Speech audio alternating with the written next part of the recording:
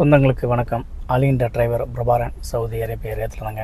இன்றைக்கி நமக்கு வந்து ஒரு முக்கியமான வீடியோ தான் பார்க்க போகிறோம். அதுக்கு முன்னாடி நம்ம பேஜை மறக்காமல் ஃபாலோ பண்ணி, லைக் பண்ணி, கமெண்ட் பண்ணி, ஷேர் பண்ணி விடுங்க உங்களுடைய நண்பர்களுக்கும் சகோதரர்களுக்கும். அது என்ன வீடியோங்கிறது கண்டிப்பாக உங்களுக்கு நான் சொல்கிறேன். அதாவது பாஸ்போர்ட் சம்மந்தப்பட்டதான். இப்போ நம்ம வந்து இதுக்கு முன்னாடி வந்து நம்ம 2015 இல்லை 2016 இல்லை 2000 இல்லை 2002 இந்த மாதிரிலாம் நம்ம பாஸ்போர்ட் எடுத்திருப்போம். அது வந்து ஒரு 10 வருஷத்துக்கு நம்ம கொடுப்பாங்க. அடுத்து அந்த 10 வருஷம் முடிஞ்சதுக்கப்புறம் நம்ம வந்து ரெனியூல் பண்ணுற மாதிரி இருக்கும். நம்மளும் வெளிநாட்டுக்கு ஒரு 2-3 டைம் வந்து நம்ம வந்துட்டு போயிருப்போம்.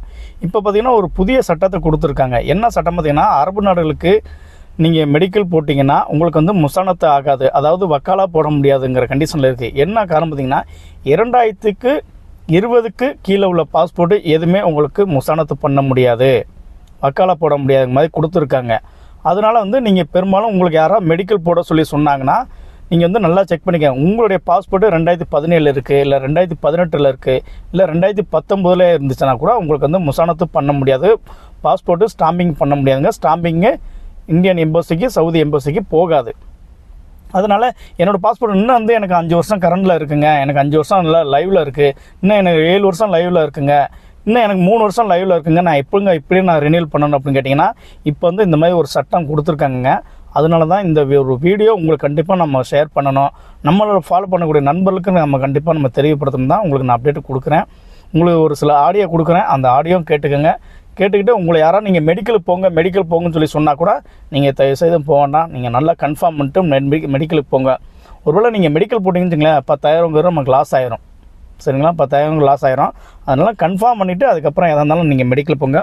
உங்களுக்கு ஒரு சில எவிடன்ஸும் உங்களுக்கு நான் கொடுக்குறேன், ஃபாலோ பண்ணிக்கோங்க.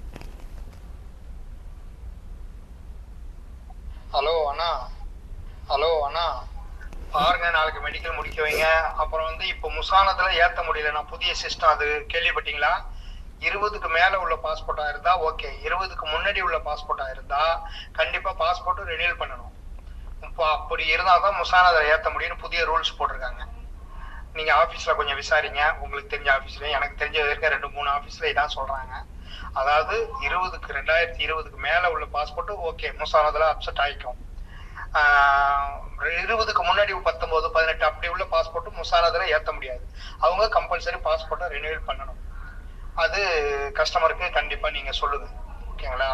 விசாரிங்க, நீங்களும் ஒன்றும் பிரச்சனை இல்லை. அந்த மாதிரி மாறி போயிடுச்சு, மெடிக்கல் போட்டு வேஸ்ட். மெடிக்கல் போட்டாலும் விசா ஸ்டாம்பிங் ஆகாது. இப்போ எல்லாம் புதிய ரூல்ஸ் போட்டானோட பாஸ்போர்ட் 20க்கு மேல உள்ளவங்களா இருந்தா பிரச்சனை இல்லை. 20க்கு முன்னாடி உள்ள பாஸ்போர்ட் மெடிக்கல் போட்டாலும் ரீமெடிக்கல் போட்டு தான் ஆகணும், செல்லாதது.